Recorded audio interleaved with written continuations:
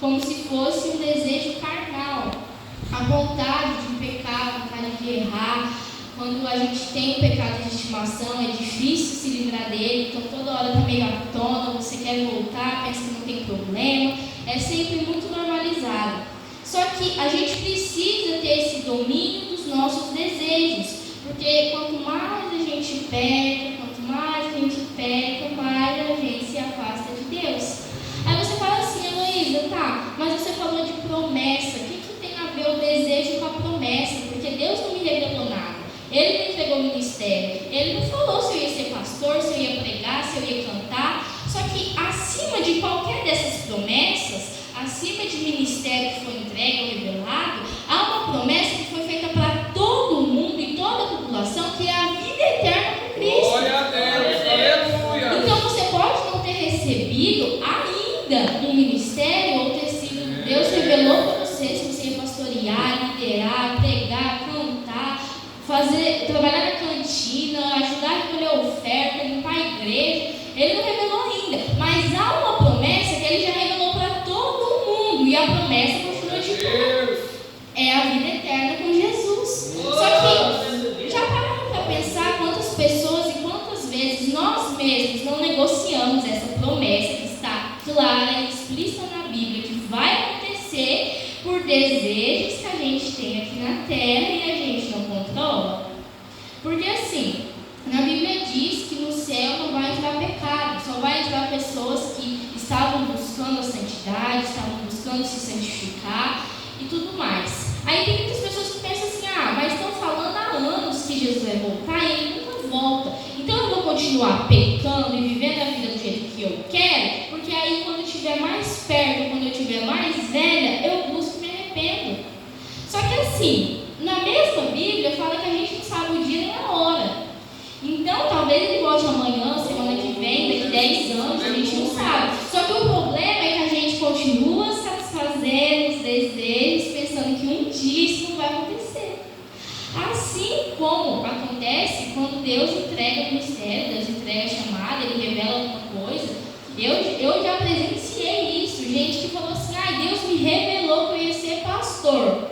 Mas aí você ia ver, continuou vivendo como condenado, achando que um dia ele ia dormir, acordar com a chave da igreja na mão para pastorear a igreja. Sendo que não é assim que as coisas acontecem, nada vai cair do céu. Deus falou que você vai cantar, mas você que não busca na sua casa, ler a Bíblia, ensaiar um louvor para ver o que vai acontecer, onde você vai cantar.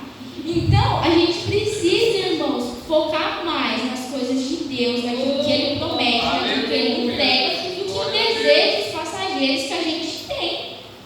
Inclusive, no livro de Salmos, capítulo 42, no verso 7, só a parte A, diz assim que um abismo chama outro. Um abismo atrai outro abismo. Se a gente tem um desejo, eu acredito que todos aqui, se fazer uma própria avaliação, sabe falar quais são as suas fraquezas, ainda mais no sentido espiritual.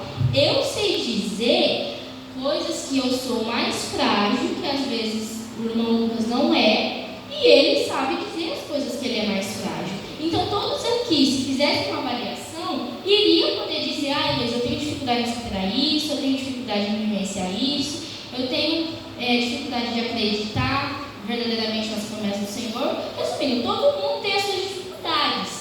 Então, se você já sabe da sua dificuldade, não alimente aquilo para não atrair outro abismo.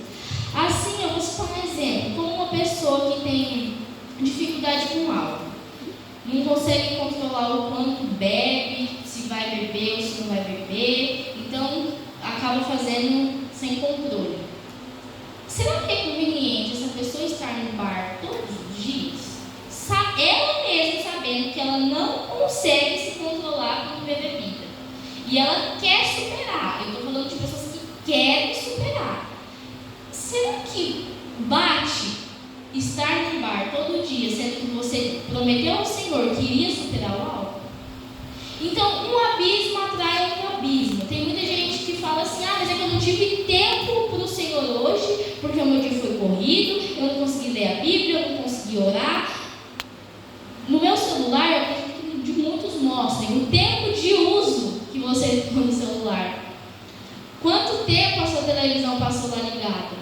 Então, às vezes a gente tem dois tipos de desejo e acaba escolhendo o que favorece a carne.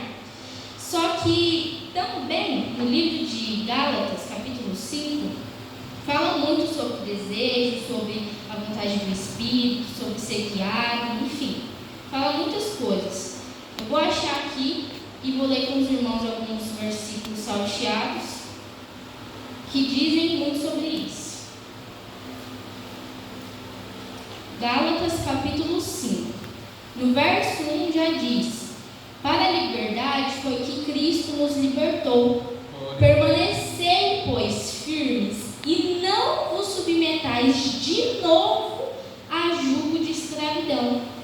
Porque tem muitas pessoas que pensam assim: bom, se Jesus já morreu por mim e já ressuscitou, Ele já perdoou os meus pecados, então eu não preciso lutar contra eles e não preciso me afastar. Por quê? Porque Jesus já morreu e já perdoou.